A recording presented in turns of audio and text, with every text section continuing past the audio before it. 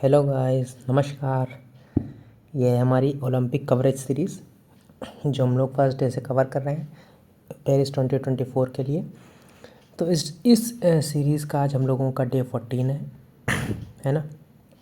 तो डे 14 पे हम लोग बात करेंगे कि 9 अगस्त को क्या क्या हुआ, क्या क्या मेजर वो थे। देखिए, ओलंपिक अब ऑलमोस्ट क्या, बस अब सिर्फ कल का ही दिन बचा है 10 अगस्त का। उसके बाद फिनिश है 11 अगस्त को, तो क्लोजिंग सेरेमनी ही है ना। तो बस अभी एक दिन ओलंपिक का बचा है और इसके बाद शायद हम लोगों की ये सीरीज़ भी ख़त्म हो जाए। फिर उसके बाद मैं अपने मेन टास्क पे मूव कर जाऊँगा, जो है यूपीएससी और उससे रिलेटेड कंटेंट, यूपी पीसीएस से रिलेटेड कंटेंट। फिर आपको इस चैनल पर सिर्फ स्टडी की वीडियो मिलेंगी, है ना। और शेयर मार्केट वगैरह की जो भी आगे आती रहेंगी वो मैं आपको बताता रहूँगा, लेकिन फिर मैं स्टडी रिलेटेड कंटेंट बनाने लगूँगा, है ना। तो अभी मेरा पूरा फोकस ओलंपिक्स पे था, क्योंकि देखिए ये कोई इवेंट जो है वो 4 साल में एक बार आते हैं, तो हर चीज़ की अपनी एक वैल्यू होती है। आप मिस नहीं कर सकते ऐसे बड़े इवेंट्स को, है ना। You should enjoy, you must enjoy, you should watch how India progresses, है ना।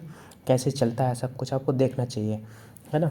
सब चीज़ की बोल लेनी चाहिए। तो अब हम लोग पहले एक एक इवेंट की बात कर लेते हैं। तो गोल्फ़ में क्या रहा, गोल्फ़ में अदिति अशोक थी और डागर थी। तो वो दोनों जो हैं काफ़ी कुछ अच्छा नहीं कर पाई हैं इस समय। राउंड 3 चल ही रहा है ना। और राउंड 3 में भी 39, 40, 42 इस पोजीशन पे ये सब मूव कर रही हैं, आगे पीछे हो रहा है। तो यहाँ से तो अब ऑलमोस्ट एक होप लूज़ कर चुके हैं कि अब यहाँ से तो कोई उम्मीद आने के है नहीं मेडल। तो गोल्फ ऑलमोस्ट फिनिश है, ठीक है। 4x400 जो मीटर रिले हुई थी, है ना, 4x400 में वुमेंस टीम, है ना, ये भी बाहर हो गई। मेंस टीम ने काफ़ी अच्छा करने की कोशिश की, पर हार्ड लक, है ना। बहुत ही कम अंतर के साथ वो 5th फिनिश किए और नहीं आ पाए, नहीं पहुंच पाए फाइनल में। तो ये दोनों स्पोर्ट्स जो हैं ये भी ख़त्म हो गए हम लोगों के लिए। आज हम लोगों की सबसे बड़ी खुशखबरी आई है रेसलिंग से। अमन सहरावत क्या खेलता है ये, मतलब उसका गेम काफ़ी अनप्रिडिक्टेबल है, बहुत आउटस्मार्ट तरीके से, मतलब इस तरीके से उसने मैच जीता है एकदम, इतना चालाकी से। ऐसा लग रहा है कि दिमाग पूरा लगा के ऐसा, अब ऐसा लग रहा है कि रेसलिंग ताकत का नहीं, सिर्फ टेक्निक का गेम है और वो टेक्निक दिख रही है। मतलब एकदम हर हर हर मूव पे चकमा देना और मतलब कैसे पॉइंट अर्जित किया जाता है वो उसने आज सिखाया। तो रेसलिंग में जो है हम लोगों का एक मेडल जो है, एक और ब्रॉन्ज आज आ गया है ना। तो अब इसके बाद बस कल एक वेट कैटेगरी बची है, शायद 76 वेट कैटेगरी, है ना। तो उसमें विमेन 76 वेट कैटेगरी बची है, उसके बाद रेसलिंग भी फिनिश हो जाएगा। तो कल हम लोगों का लास्ट इवेंट है। कल अगर वहाँ से कोई मेडल आ गया तो बहुत बड़ी बात है, वरना मोस्टली जो है हम लोगों का मेडल्स टैली और जो भी इवेंट हैं वो यहीं पे फिनिश हो गए हैं, ठीक है। अब हम लोग बात कर लेते हैं मेडल्स टैली की। तो मेडल्स टैली में नंबर 1 पे एज़ इट इज़ चाइना फिर से वापस आ गया है, लेकिन मुझको लगता है ये पोजीशन इंटरचेंज होंगी, है ना। यूएस वापस ऊपर जाएगा।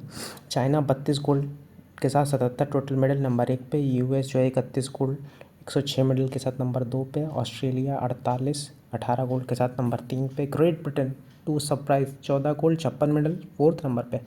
और जो होस्ट कंट्री है वो 5th नंबर पे है, 14 गोल्ड 55 मेडल के साथ, है ना। 5th नंबर पे अपना भारत देश महान, टोटल 6 मेडल हैं। हम लोग टोक्यो को अभी तक नहीं मैच कर पाए, टोक्यो जो है वो 7 मेडल के साथ आगे है ना। पेरिस में हम लोगों के अभी तक 6 आए, 1 सिल्वर 5 ब्रॉन्ज, है ना। गोल्ड का खाता नहीं खोल पाया, ये नीरज से उम्मीद कर सकते थे लेकिन नहीं आया।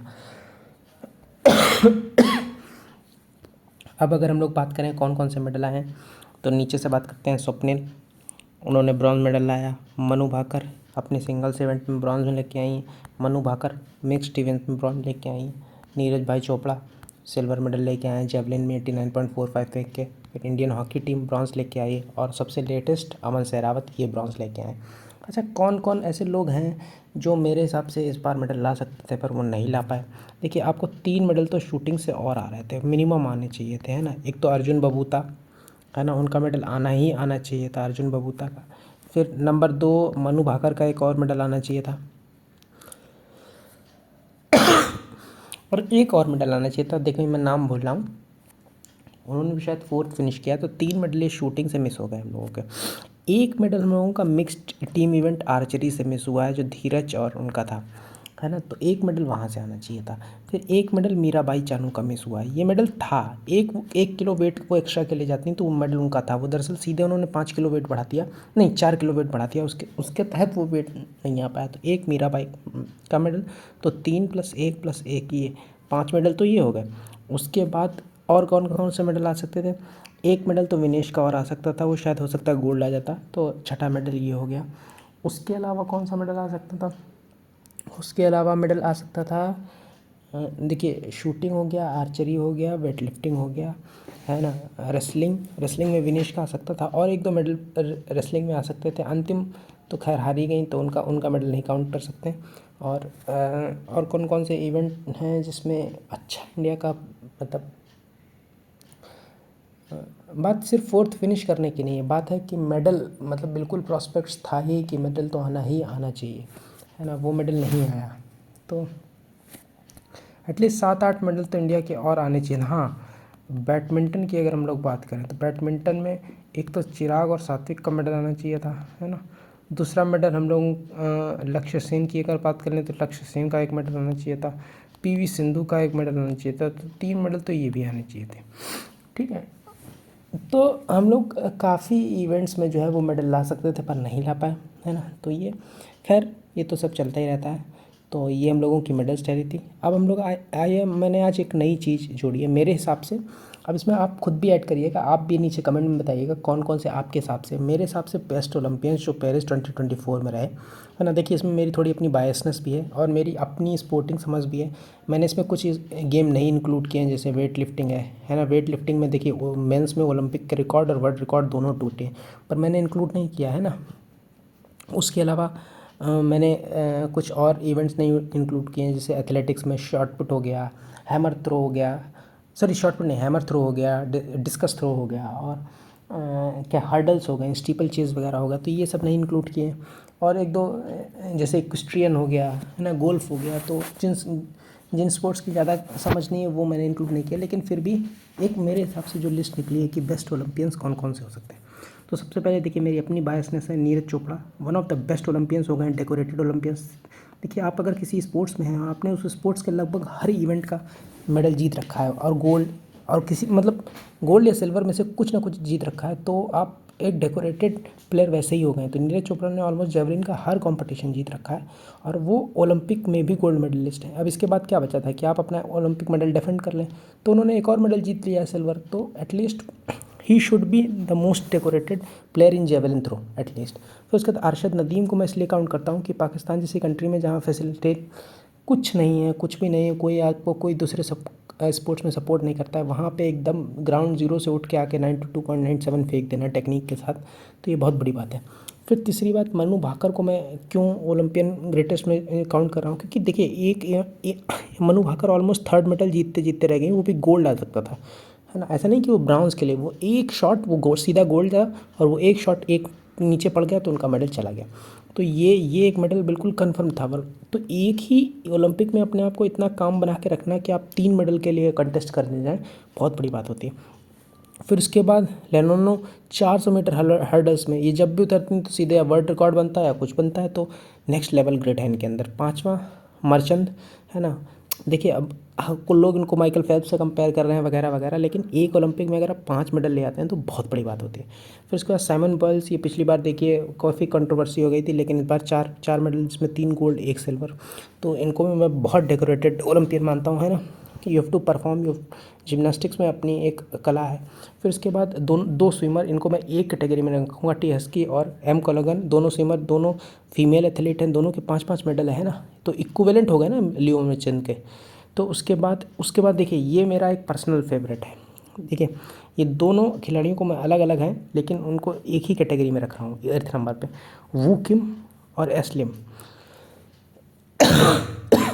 सॉरी, दोनों आर्चर हैं, लेकिन आप देखिए इनके 3 continuous Olympic record, world record, तो जो भी रिकॉर्ड आप बताइए वो किम के नाम सब है, एकदम एग्जैक्ट 10 मारते हैं बिल्कुल, है ना। तो 3-3 गोल्ड हैं, कोई ओलंपिक हार नहीं रहे हैं। पिछले 40 साल में कोरिया का सिर्फ गोल्ड ही आया है आर्चरी में, ऑलमोस्ट 90% मेडल आर्चरी के इन लोगों के पास ही हैं। तो देखिए कोई आदमी इतना कंसिस्टेंट एक स्पोर्ट्स में कैसे हो सकता है, तो भाई वो फिर लेजेंड हो गया ना। उसके बाद लेस्ली टोबागो, ये बोट्सवाना के हैं, 200 मीटर में कमाल कर दिया है ना। एक कंट्री जिसका आज से पहले सिर्फ 2 मेडल आए थे, एक सिल्वर एक ब्रॉन्ज, पहला अपना गोल्ड लेके आती है सीधे सबसे मेगा इवेंट में after 100 meter, that is 200 meters में, है ना। तो बहुत बड़ी बात है। फिर Ryan Crouser, he is a champion, है ना, एक नंबर खिलाड़ी हैं, एक नंबर ओलंपियन है। तो रेयान क्रूज़र एकदम देख के बहुत ग्रैंड डील। फिर विक्टर एलेक्सन, है ना, बैडमिंटन में अपना उन्होंने फिर से गोल्ड जो है डिफेंड कर लिया, तो ये बहुत बड़ी बात है। और अपनी इंडियन हॉकी टीम, देखिए आपका एक बार मेडल आ जाए, फिर आप उतना ही कंसिस्टेंटली वही टीम लेके 4 साल बाद भी उस सेम लेवल ऑफ ग्रेट और सेम लेवल ऑफ कंसिस्टेंसी के साथ अगर आप परफॉर्म करते हैं और उतना ही अच्छा ले आएँ और फिर से एक मेडल ले आएँ, तो ये बहुत बड़ी बात होती है। तो ये था। तो फिर ये मेरे हिसाब से बेस्ट ओलंपियंस थे। आपके कौन कौन से बेस्ट ओलंपियन थे, या आपको कौन सा लगा कि मैंने स्पोर्ट्स मिस कर दिया है या उसके बारे में आपको बताना चाहिए, तो आप बिल्कुल कमेंट करके बताइए। तो ये मेरा आज का एनालिसिस था, हम लोगों ने बात कर ली है, और हो सकता है मेरी इस ओलंपिक सीरीज़ में ये बिल्कुल लास्ट वीडियो। अब इसके बाद ओलंपिक सीरीज़ की कोई वीडियो ना आए, और ओलंपिक्स ऑलमोस्ट फिनिश है, कल लास्ट डे है, तो अब कवर करने का कोई वो बचा नहीं है, सिर्फ मेडल्स टैली देखने को बची है। इंडिया का ऑलमोस्ट सारा कंटिजेंट ख़त्म हो गया है, बस एक रेसलिंग का बचा है ना। तो ऑलमोस्ट सब ख़त्म ही है। तो मैंने पूरी बात भी कर दी और बाकी मेडल्स टैली भी आप लोगों ने देख लिए, तो और कुछ खास ज़्यादा बचा नहीं है। तो यहीं पे सीरीज़ को ख़त्म करते हैं। अब हम लोगों का चैनल ये थोड़ा सा स्टडी ओरिएंटेड होने जा रहा है ना। बहुत जल्दी इस पर एक वीडियो आएगी कि मैं यूपीएससी और यूपीपीसीएस दोनों, यूपीएससी का मेंस आने वाला है, यूपीपीसीएस का प्री आने वाला है, तो दोनों के लिए डिटेल स्ट्रेटजी वीडियोस है ना। उसमें हम लोग पीवाईक्यू का डिस्कशन और क्या क्या नेक्स्ट वीडियोज़ आने वाली हैं, उस पर एक बहुत जल्दी वीडियो आ जाएगी, है ना। अब हम लोगों का ये चैनल बिल्कुल स्टडी रिलेटेड बनने जा रहा है। तो जो लोग इसको इसलिए नहीं फॉलो कर रहे थे कि इस पर कुछ पढ़ाई का रिलेटेड कंटेंट नहीं आ रहा है, तो आप लोग अब परेशान मत होइए। अब आप लोगों के काम की वीडियो आने वाली है ना। तो ओलंपिक्स मैंने डिस्कस कर लिया है, ये भी डिस्कस करना बहुत ज़रूरी होता है, आप लोगों को कुछ नया पता चलता रहेगा, है ना। तो डाइवर्सिफिकेशन बहुत ज़रूरी होता है। सब चीज़ों का आनंद लीजिए, खुश रहिए, मज़ा करिए, अपनी हेल्थ बना के रखिए, स्पोर्ट्स देखिए, हर चीज़ को सपोर्ट करिए, है ना, पॉजिटिव आउटलुक रखिए। बाय बाय, जय हिंद।